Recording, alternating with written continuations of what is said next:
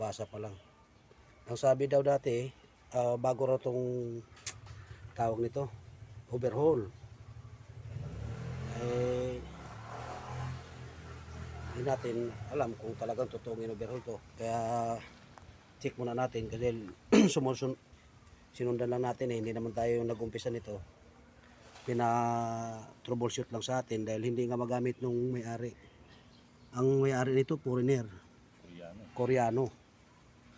Kaya ngayon malalaman natin kung ano talaga yung naging sira nito.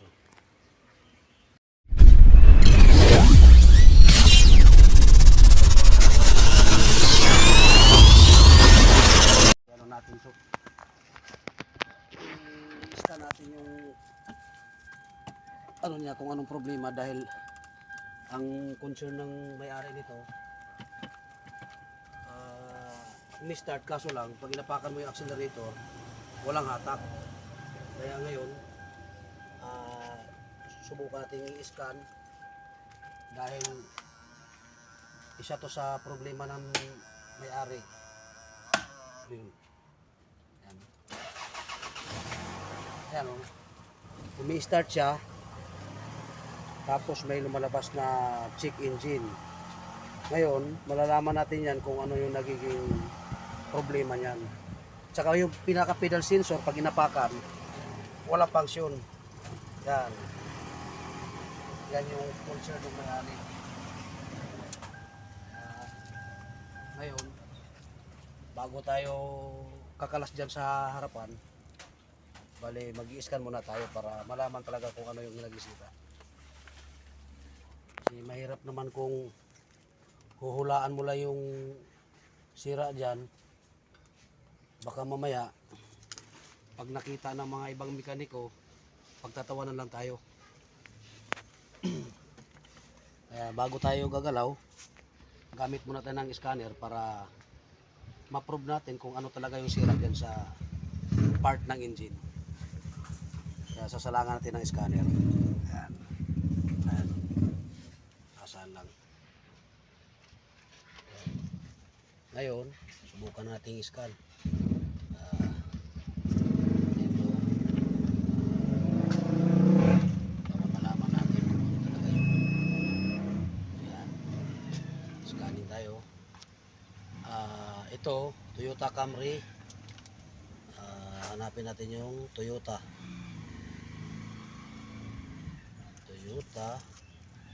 Sana ba yung Toyota dito? Oh, mukhang wala ng Toyota. Ito, Toyota yan. Yan, accept.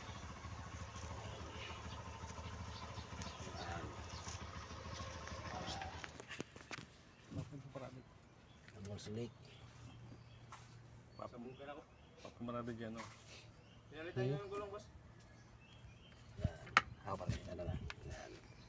Yan natin. Ngayon, hanapin natin yung Camry. Yan, Camry. Japan. Excuse me. Yan. 2000, kasi ito 2003 model. So dito tayo sa 2000 hanggang 2004. Dito tayo. Yan, yan na yung ano, Camry. Yes natin. Yan.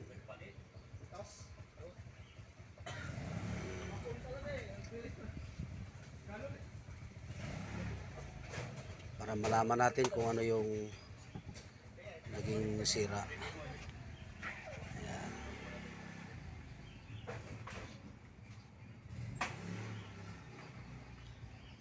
Tinulak na nga lang to rito dahil di na siya makaahon eh.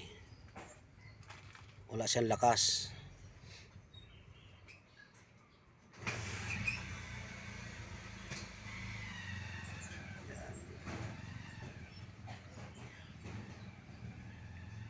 Ayan.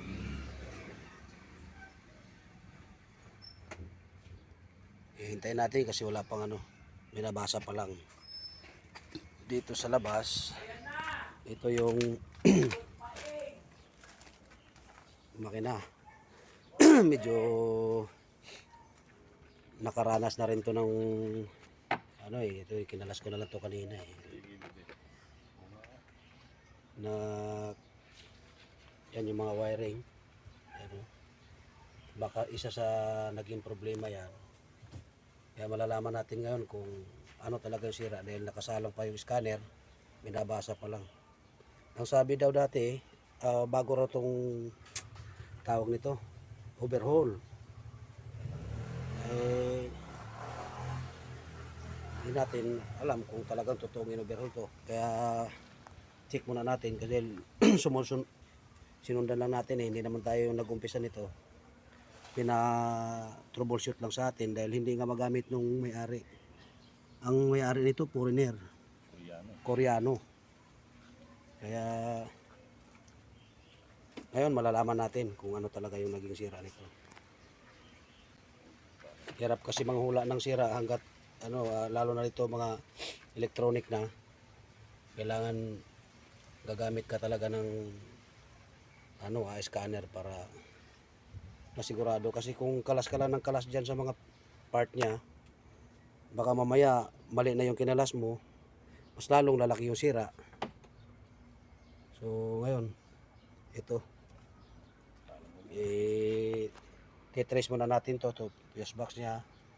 Saka nagdala din ako ng multi-tester para babasahan natin yung bawat linya ng electrical kung may voltahe bang lumalabas. Pagka katulad nitong map sensor na ito, yung dito sa may throttle body, kailangan may lumalabas na 5 volts yan. Pag wala kang makitang 5 volts dyan, titracein mo hanggang doon sa computer box dahil siya lang naman yung nagbibigay niyan ng power. 5 volts lang. Kahit 4.9 o basta wag lang siyang talagang zero na walang supply. So ngayon mamaya ulit kasi yung scanner natin nabasa pa. Ayun, meron na pala.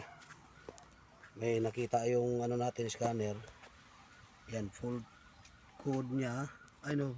Isang fault diyan. Ngayon babasahin natin ngayon yan kung anong ibig sabihin diyan. Saka natin babasahin yan kung anong ibig sabihin sa diyan, kung anong sira.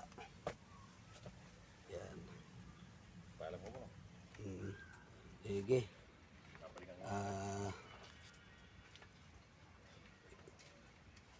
Ngayon.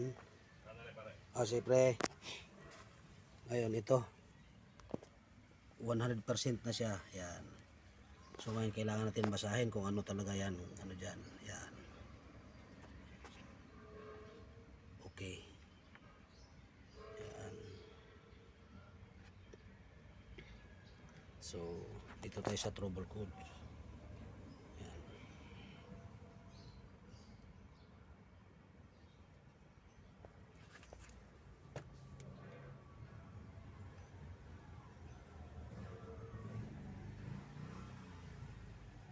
Ayun, ito na. Ito yung lumabas. Ito yung fault code niya P1127. Yan. Malinaw. Ang nakalagay condition for electronic throttle control system. Yan lumabo. Initialization. Yan ang yan. So, ibig sabihin, ang sinabi kasi ng may-ari, walang hatak. Halos nakalubog na yung pedal, wala pang function. Ang palo, siguro baka wala pang trace yung RPM. Kaya ngayon, malalaman natin ito ngayon kung dito ba sa pedal sensor o sa throttle body. Diyan tayo mag-focus ngayon. Tsaka titingnan ko rin yung electrical kung ano yung problema.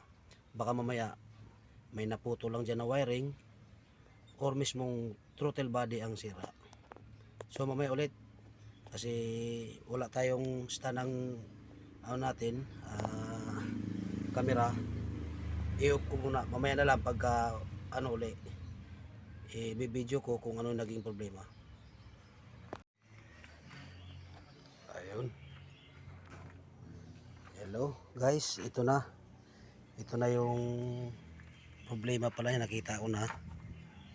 Ito sa may ano niya, tawag nito, throttle body. May nagiging problema rito. Ayan yung wiring. Nakita ko walang supply. Ito dito, walang supply. Ay, tsaka pag apakan yung pedal doon, hindi man lang pumapalo itong butterfly. Ngayon, tinitrace ko yung linya ng wiring hanggang dito sa may fuse box. Yan yung fuse box niya. Binaklas ko to kanina kinabit ko na lang. Ayan. Ngayon, merong sakit sa ilalim na maluwag. Ngayon, nung pagkatapos kong nilinis yung sakit sa ilalim, tapos yan, inanuhan ko na, ay meron na siyang ano ngayon, meron na siyang supply. Ayan, ano natin para makita. Yan. Ito.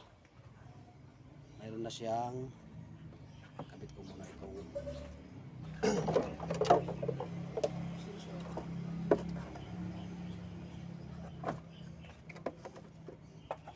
Ano lang natin to para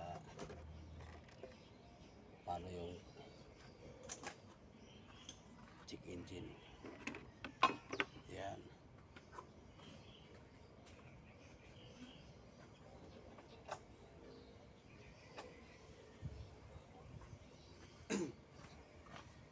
Kabit lang natin to. Yan.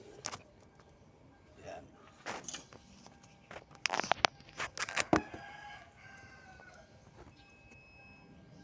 Ayan, meron na siyang ano ngayon.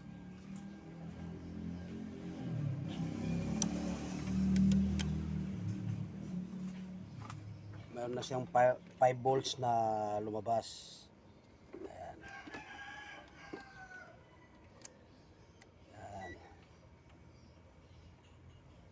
Ilagay natin to rito. Yan. Kahit saan naman yan, kahit anong, basta naka-ground lang. Yan. Sa negative. Ito yan. Yan. Wala. Pangapat. Ayan, yan. Ayan. Meron na siyang 5 volts. Yan. Yan sinasabi ko kanina. Kailangan may lumalabas dito na 5 volts. Yan. Kanina wala yan. Yan. Bali, ikakabit ko na ngayon yan. Malalaman to mamaya kung maganda na yung function ng ano niya. Ayan. Tinanggal ko rin tong throttle body na to. Yan, nililinis ko rin lahat ng ano na yan, terminal na yan. Kasi minsan, corrosion lang, sira, mga dumi-dumi lang yung nandito. Naglo-lost contact lang, isa rin yan sa problema. Nalinis ko na rin to, pati itong map sensor. So, ibabalik ko na lang ito ngayon. Mamaya malalaman natin kung talagang ano na, okay na siya. Kasi ito, binasahan ko na rin ito. Mayroon itong 5 volts. Mayroon ding lumabas. So, isasalpak ko na lang ito. Tapos, papaandarin ko kung okay na yung ano niya. Ayos na yung andar.